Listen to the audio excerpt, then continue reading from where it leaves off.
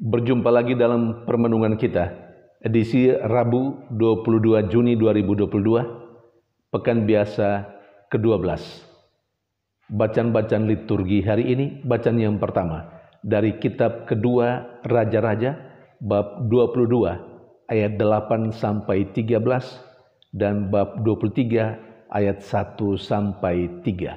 Dan bacaan Injil dari Injil Matius bab 7 ayat 15 sampai 20. Raja Yosia dalam bacaan yang pertama hari ini. Setelah mendengar nasihat imam besar Hilkiah yang disampaikan kepadanya melalui Safan, panitra raja, kemudian mengajak seluruh orang Israel, Yehuda dan kota Yerusalem untuk melaksanakan pertobatan berjamaah.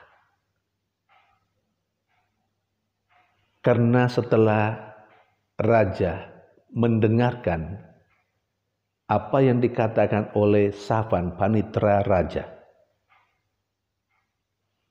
atas apa yang disampaikan oleh Tuhan melalui kitab suci yang dibacakan oleh panitra raja Safan, sebagaimana yang diberikan oleh imam besar Hilkiah, ternyata Tuhan sangat murka kepada bangsa Israel. Kemudian Raja Yosia sebagai orang yang takwa pada Tuhan melihat kemurkaan Tuhan itu bisa menghancurkan orang-orang Israel, sehingga dalam kesadarannya yang penuh mengajak seluruh orang Israel untuk sekali lagi melakukan pertobatan berjamaah. Apa yang dimaksud dengan pertobatan berjamaah?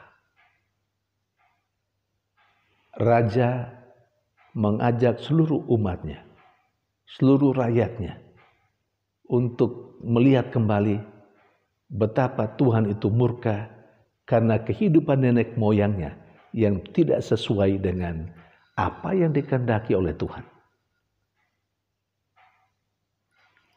Karena itu, secara berjamaah, raja bersama dengan rakyatnya membaharui perjanjian dengan Tuhan, mau kembali menjadi bangsa yang taat kepada Tuhan, yang mengikuti ketetapan-ketetapan Tuhan, yang menuruti atau yang hidup sesuai dengan kehendak Tuhan.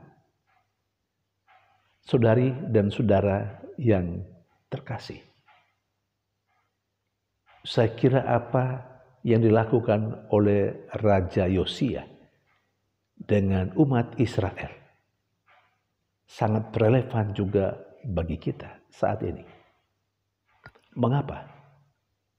Kita memang bukan orang Israel. Kita banyak kali disebut sebagai Israel yang baru.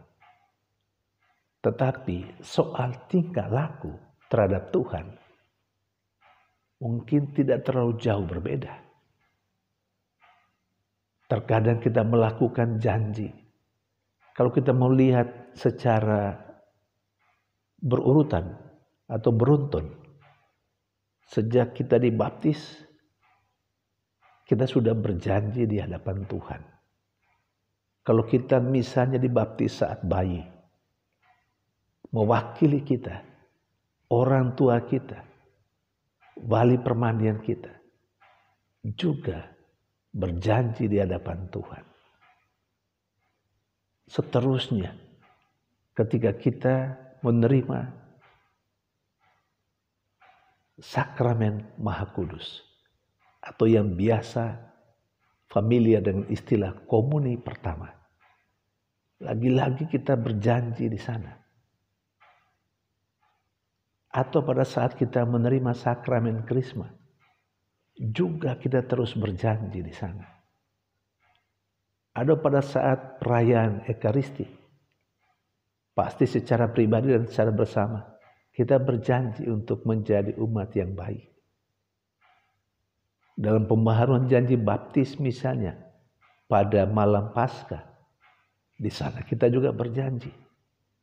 Ketika kita ditabiskan sebagai imam, ketika kita melaksanakan upacara pemberkatan nikah untuk mereka yang hidup berkeluarga, juga di sana kita berjanji.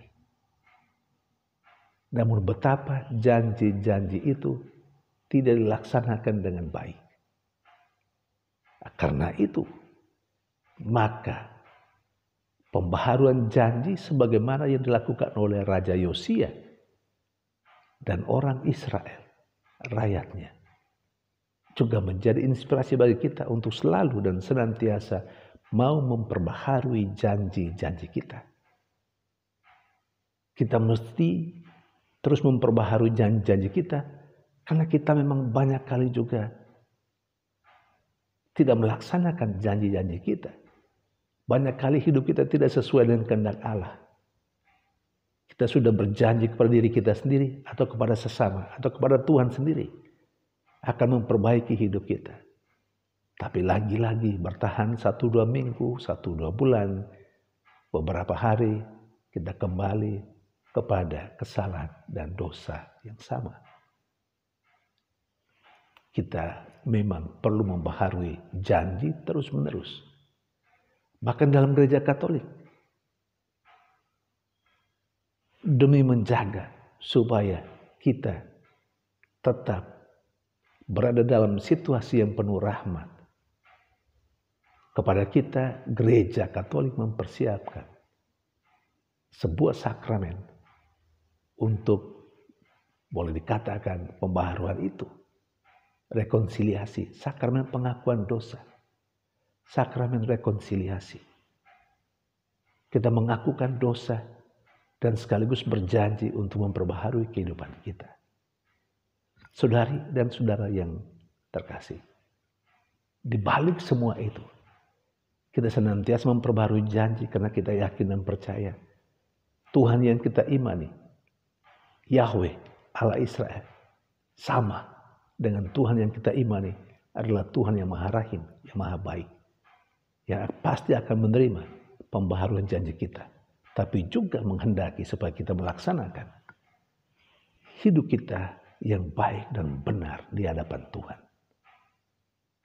Saudari dan saudara yang terkasih, sementara dalam bacaan Injil, Yesus mengingatkan para muridnya dan kita sekalian akan nabi-nabi palsu yang ada di sekitar kehidupan kita.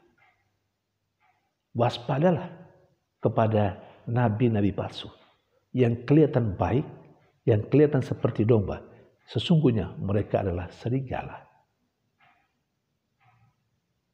Kalau Yesus menegaskan hal itu kepada para muridnya dan kita sekalian yang merenungkan perikop ini, Yesus sesungguhnya tidak mengajarkan kepada kita untuk mencurigai orang-orang yang di sekitar kita.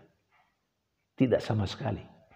Yesus hanya mau mengingatkan kita bahwa tidak semua orang yang kelihatan baik dalam kehidupan bersama dengan kita adalah sungguh-sungguh orang baik. Pertanyaannya, bagaimana caranya kita mengetahui orang yang ada di sekitar kita adalah orang yang baik atau tidak baik? Yesus memberikan tipsnya. Dari buah-buahnya lah kamu mengenalnya. Lihat saja kehidupannya. Lihat saja tingkah lakunya. Lihat saja tutur katanya. Seperti apa? Kalau mungkin tutur kata, ya dalam jangka waktu yang singkat orang masih bisa bersembunyi di dalamnya. Orang bisa berkata-kata dengan sangat manis, sangat baik, sangat santun. Dan kita bisa tertipu karena itu. Tetapi kalau soal tingkah laku, orang tidak bisa bersembunyi di balik itu. Karena itu, Sekali lagi Yesus menegaskan, kalau mau tahu apakah sesungguhnya orang yang di sekitar kita diibaratkan itu adalah domba atau serigala, lihat saja buah-buah kehidupannya. Saudari dan saudara yang terkasih, Yesus lagi-lagi juga menegaskan dalam perikop yang sama, orang tidak memetik buah anggur dari pohon yang lain. Artinya buah anggur hanya datang dari pohon anggur dan seterusnya. Artinya orang yang baik pasti akan menghasilkan buah yang baik. Sebaliknya orang yang tidak baik juga buah-buahnya juga tidak baik. Semoga kita waspada. Tuhan memberkati.